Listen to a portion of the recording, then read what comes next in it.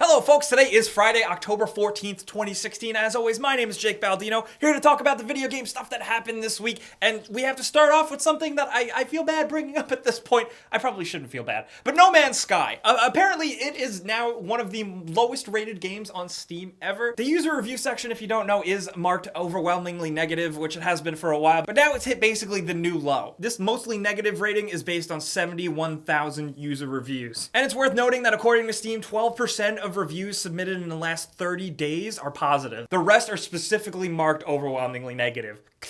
So it looks like No Man's Sky has hit a new low, and we've been beating this thing to death for a while, but I just hope, and I've said this before, I hope maybe we can learn from this. I hope developers and players can learn from this instance. Developers can, work with how they hype things, and then players can also work and change how they get hyped about things, how they perceive information, and whether or not they pre-order a game based on hype. At least that's what I hope we can all learn going forward from this. But another thing I did want to bring up is that Steam has announced that DualShock 4 is getting official support through Steam. This is something that's happening very soon with a new update, and while you've been able to use a DualShock 4 with a PC for a while thanks to some hacks and stuff, I like official support sometimes, so this is nice. And I guess going back to No Man's Sky, since we have been speaking about disappointments and space games, let's talk about everybody's favorite, Star Citizen.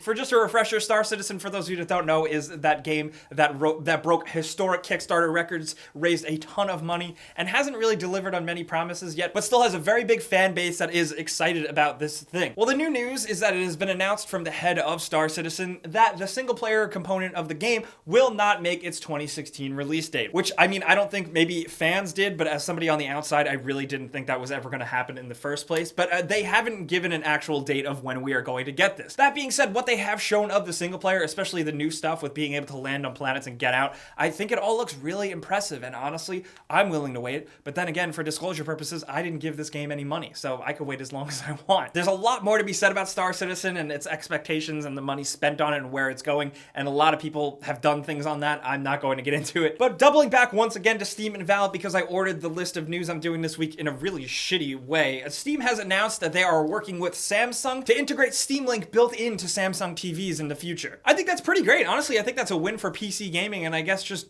gaming on the couch in general. But I do have a lot of questions about it. They didn't answer it yet. My question is really, is this just going to come with the highest end TVs, like the 4K HDR ones? Also, will Steam be willing to work with other competitors, because Samsung are, some of the most expensive TVs, so some people can't get access to this? Are we going to see this on Vizio TVs, LG TVs, stuff like that? As I often say, time will tell, but I do think this is a good win. Let's get into a little he said, she said type of thing and talk about Xbox head Phil Spencer and what he had to say about reviewers and the game ReCore.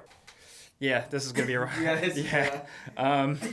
well, I'm just gonna let the quote speak for itself. First, in an interview with GameSpot, he said, speaking about ReCore, I didn't try to tell anybody that it was a 10. I think we knew, as with any games, that there are certain things. If we started from the beginning and we knew what we'd get, there's a couple of things we would have done slightly differently. We're very proud of how the game ended up, and I think 7, 8, 9, like anywhere in there is fine. 3 or 4, somebody gave Forza Horizon 3 a 4. And here's the kicker. I think there's certain reviews that are written more to get clicked on than they are to actually accurately reflect the quality of game. And that kind of bums me out. So wait, hold on a second. So basically, what he's trying to say is that bad reviews are just written for attention and for clicks, right? That's how it comes off, and I think that's bullshit. Everything on the internet is written to get clicks. Everything. This is for clicks. Literally everything in the world. If it doesn't get clicked on, you're not making it for any reason. Your mom put a picture of your dog on Facebook for clicks. Everything is for clicks. Some people are more likely to click on, okay, if there was a ReCore review that said, ReCore is the best game ever, there are people more likely to click on that, I think, than a bad review. While bad reviews, can be entertaining, when somebody rips apart a game, it's great. I don't really think that it's done for clicks. There's always going to be the one outlier. You look on Metacritic of a good game, there's always one critic that said it was the worst game ever. And honestly, I don't think that has anything to do with clicks. I honestly think that just might be that outlet hiring a very pretentious person to review the game. Or whatever it may be. Maybe they just don't like racing games and they reviewed a racing game. You know what I mean? Phil Spencer's been doing really good. He's been saying great things. He's been having a positive message for Xbox One. This thing kind of rubbed me and a lot of other people kind of the wrong way. But whatever, the world moves on. I'm not going to set my Xbox on fire. And since every once in a while on the show, I like to bring up cool things that people made on the internet and shared with everybody. So check this out. This guy remade the original Castlevania in the Unreal Engine, and it looks awesome. It looks visually great, but it looks like it plays just like the original and even retains some of the cool sound effects. I linked it down below. There's a link to it to check it out, as well as everything else I talk about this week. In some news that I think is actually pretty cool, that Friday the 13th game that they were working on, the one that was like multiplayer, one person played as Jason, the other people played as the campers, and you had to just not get killed. They've actually delayed it because they are working on a single player component, which honestly I think is pretty admirable. I think that was just them looking at the current landscape of how things are and seeing that people, yes, they do really like single player campaigns, so they're going for it. And yes, if that means the game is going to come out later, it's still going to come out later than the actual multiplayer will release, I still think so be it. That's awesome. Nice job, guys. I think more people should do that. Hello, Battlefront. Hello! Also, in terms of other good news, Beyond Good and Evil is free right now on PC. You can go. You have to have Ubisoft Uplay, which kind of fucking sucks. But it's there. You can get the original Beyond Good and Evil because they did announce that there is a new one in production, so that's cool. And there's been a rumor floating around, a very small rumor and not really picked up by a lot of places, about the next Call of Duty game taking place in Vietnam. I think this is interesting, but ultimately where it's sourced from is basically nothing. It's from IGN Spain, who has reported on some solid rumors before, but it's just kind of come up from nothing, really. There's been leaked concept arts in the past, but what they said is that there was a Fog of War game being developed. This was like an alternative Call of Duty Vietnam game being developed years ago, but now they're going back once again, and Sledgehammer, making the next Call of Duty game, will be making this Call of Duty Vietnam game taking place at various points within the war. They likened it akin to embracing history and picking a weird timeline, similar to how Battlefield is doing with Battlefield 1. At least that's what the IGN Spain article said. My Spanish is pretty bad. But don't get it too twisted. As much as I brought this up for this reason, and I think that would be cool, because honestly, the parts where you were in Vietnam and Black Ops, I thought were the fucking best part of a lot of Call of Duties, and that's really cool. But what I did really want to bring up is just that rumors have a tendency to often just pop up from nothing sometimes, and they sound good and they get picked up a lot. I don't know if that's the case with this one, but just it's a rumor, so set your expectations accordingly. In terms of trailers, we got some cool stuff. Overwatch is getting Halloween content. They've been doing a great job supporting this game with timely events, and the Halloween stuff looks kind of freaking bananas, and especially with the new skins they have, they're really, really cool. I really like them. There is a new game mode that apparently isn't that great. You said it wasn't that fun? I didn't like it that much, but I have to play more of it. Okay. But that's definitely a thing, and the trailer is worth a watch because it's cool, and they're kind of just embracing the silliness of it. There's also a new trailer for the Dark Souls 3 DLC, which looks really freaking good. It's also probably going to be impossible. And something that I thought was very interesting, the PlayStation VR, which just launched. We got one in the office. I think it's actually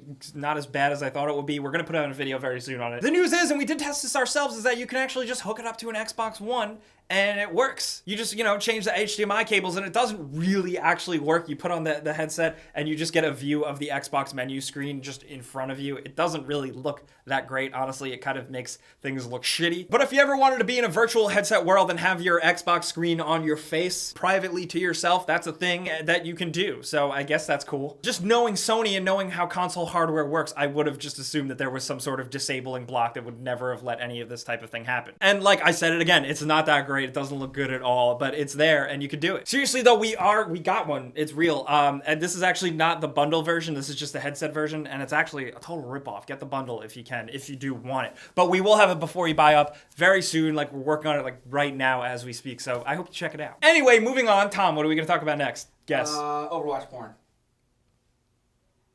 No. The console giveaway we do every single week. You guys know the deal. There's a link below. You click it to sign up once and enter. You sign up once and then you're entered forever. You don't have to keep signing up. But every week, I close my eyes, randomly choose a winner to win a free Xbox One or PS4 of their choice. And this week's winner is gonna be this person right here, who is probably a male. I'm just guessing. I'm not sexist. I don't pick guys, but I'm not cut. Congratulations, you won a console. Be sure to check your email, check your inbox, because sometimes I might show up in your spam filter, but we want to get this thing to you. So that's it this week, guys. We got a lot of gaming stuff to talk about. I do want to hear what you think about, say, Star Citizen being delayed until whenever. If you have hopped into the Overwatch Halloween stuff, do you enjoy it? And do you really think the Call of Duty rumors actually stack up to anything? But I also want to hear what you guys are playing this weekend, because this goes live on Friday in North America. But also, there's a lot of games coming out right now. There's Gears of War 4, there's Mafia 3, 3, there's PlayStation VR, there's Tomb Raider on PlayStation 4. So I want to know what you're playing. Let's talk about that stuff down in the comments. I'll also be on Twitter, Facebook, and Instagram at Jake Baldino as well. We can talk over there, do what you want.